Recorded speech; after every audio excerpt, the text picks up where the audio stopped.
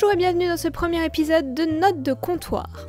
Si vous me suivez sur ma chaîne depuis longtemps, vous savez que mes épisodes sont assez denses, autant dans le rythme que dans les informations que j'apporte. Parfois même, je m'embrouille un peu. Du coup, ça arrive que j'oublie des petites informations par-ci par-là. Ou parfois aussi, je regarde d'autres œuvres et je me dis « Ah oui, j'aurais dû préciser ça la dernière fois ». Donc c'est à ça que servira Notes de comptoir, une petite forme courte pour parler un peu plus en détail des épisodes précédents. Maintenant que l'émission est introduite, j'aimerais que l'on reparle de mon épisode sur Grey's Anatomy, le mini 5 donc, et que l'on approfondisse certains détails. Le premier est celui concernant les groupes emboîtés. Pour ceux qui verraient cet épisode avant de voir celui sur Grey's Anatomy, je vous invite bien entendu à voir le mini 5 avant de voir cette note de comptoir. Mais pour ceux qui n'aiment pas commencer une vidéo sans la terminer, voici un résumé de l'idée.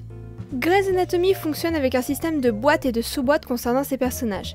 Les deux grandes boîtes sont définies par deux thèmes, le statut du personnage au sein de l'hôpital et le service auquel il est affecté. Toutes les séries de ce genre, qui ne sont pas dédiées à un personnage central en particulier, quand bien même on peut en distinguer un, fonctionnent de la même manière. Glee, Game of Thrones, The Walking Dead, Vikings, etc. Il faut au moins pouvoir déterminer deux grandes boîtes. Que ce soit une histoire de clan, de catégorie sociale, d'idéologie, il faut qu'il y ait plusieurs boîtes dans lesquelles on peut placer clairement un personnage. Mais, et ceci est important, il faut que d'une manière ou d'une autre, quelque chose ou quelqu'un puisse se placer dans deux catégories pour faire le lien entre les deux grandes boîtes majoritaires minimum et relier les personnages entre eux. Par exemple, pour Grey's Anatomy, tous les personnages font partie de deux boîtes. Cependant, en fonction de leur statut au sein de l'hôpital, certains ne devraient même pas être connectés entre eux. Ce qui les lie, c'est bien entendu les différents services. De cette manière, les personnages ne sont pas isolés, ils vont rencontrer d'autres personnes plus ou moins importantes, créer des liens, etc. Pour vous, en tant que spectateur, cela permet de faire le lien avec des personnages plus secondaires, moins importants, ou de nouveaux personnages. Quand on a beaucoup de personnages sur des séries de longue durée, il faut être capable de se souvenir de qui il s'agit. Et parfois, s'il n'est pas revenu depuis longtemps, il faut des marqueurs clairs de qui ils sont pour nous rappeler qui ils sont. Toujours pour Grey's Anatomy, le retour de Léa est assez particulier car elle revient de nulle part et personne ne l'attendait. Mais on se souvient d'elle. Pourquoi ? Car d'une part, elle était une interne, catégorie statut, mais aussi qu'en fréquentant les services, Léa se retrouve à coucher avec Arizona et donc de fil en aiguille, on se souvient d'elle comme ça. J'aimais pas Léa. Je l'aimais toujours pas quand elle est revenue, j'étais très contente de plus la voir. Bref, ce n'est pas la question.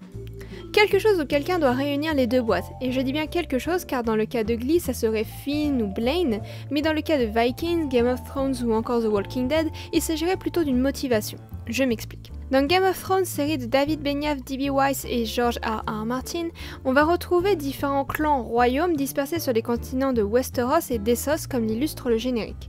Chaque royaume est représenté par différents personnages, différentes lois, différentes cultures, et on identifie de personnages importants par clan. On pourrait se dire comment lier des personnages si éloignés géographiquement sans s'éparpiller dans l'intrigue. C'est simple, un objectif commun, la conquête du trône de fer. Entre autres intrigues qui peuvent relier les différents clans entre eux, celle du trône de fer les relie sur un même objectif, l'obtenir. Même si les raisons sont différentes faute que leur histoire ne soit pas la même pour tous, ce besoin est ressenti dans tous les clans qui vont se retrouver notamment pour se faire la guerre, mais aussi pour faire des pactes afin de survivre ou de se venger. J'insiste sur la nécessité de donner à tous les clans un objectif commun lorsqu'ils sont séparés de plusieurs centaines de kilomètres, car plus vos personnages sont éloignés géographiquement, plus ils s'éloignent socio-culturellement et plus le fil rouge est difficile à maintenir. C'est pour ça que l'on fait des spin-offs, quand les personnages changent d'objectif, il est mieux de leur laisser leur propre chemin plutôt que de tenter de concilier les deux. Bien sûr, il est possible de séparer temporairement des personnages dans des objectifs ou des lieux géographiques différents, comme c'est le cas de The Bold Type quand Jane a l'opportunité de travailler pour un autre journal, ou Our Flags Mean Death quand Steed et Edward sont séparés l'un de l'autre. Mais l'objectif du scénariste cette fois sera de les réunir coûte que coûte car d'une manière ou d'une autre, suivre deux intrigues totalement différentes qui n'ont aucun lien entre elles finit forcément par impacter l'intrigue et ou par privilégier une histoire plus qu'une autre, ce qui est le cas de Glee. Glee a tenté de continuer l'intrigue en séparant ses personnages en deux groupes, ceux qui étaient diplômés et ceux qui sont encore au lycée. Le problème est que tous les séparer, que ce soit la position géographique, les objectifs des personnages, etc. On sent que la série a tenté de garder le lien avec des éléments de dialogue, avec Rachel et Finn, Kurt et Blaine, ou en faisant chanter des musiques aux deux groupes. Mais l'intrigue se penche tellement sur l'histoire qui se passe à New York que petit à petit, la vie de McKinley tourne au ralenti. La saison 4 ne se finit pas sur la cérémonie de remise de diplôme, mais sur les régionales car on se concentre sur Rachel, Lanyada et son audition pour Funny Girl. C'est au point que l'intrigue du lycée disparaît totalement lorsque les derniers personnages des premières saisons s'en vont pour rejoindre Rachel et Kurt à New York. Même les résumés de la saison 6 se moquent de cet aspect en disant « Il y a des nouveaux dans le Glee Club, ils ont l'air gentils et ils doivent sans doute bien chanter, mais vous êtes qui ?» Pourtant, Glee respectait les codes d'intégration dont je vous parlais durant ce mini-épisode en intégrant progressivement des personnages au Glee Club pour que lorsque les personnages principaux devaient partir, il y ait toujours des personnes à McKinley pour les remplacer. Blaine en saison 3, Unique en saison 4 avec la nouvelle sélection de l'équipe, etc.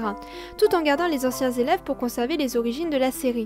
Le problème est que ces personnages finissent par vieillir et partent tous s'en aller à New York avec différents fils rouges. La niada pour Blaine, la relation de couple entre Blaine et Kurt, Sam et son projet de devenir top modèle, Mercedes et Santana qui font un album, Rachel et Funny Girl, Artie et son école de réalisation, Kurt et son groupe de musique, Santana qui ne sait pas ce qu'elle veut faire de son avenir. Le laissez passer à 38.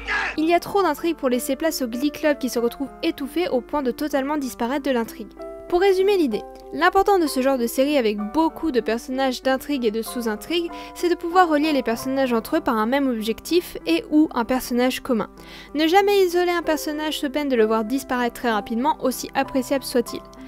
Et surtout, n'oubliez pas d'associer les personnages à un groupe, même un personnage récurrent, pour vous souvenir de lui lorsqu'il reviendra.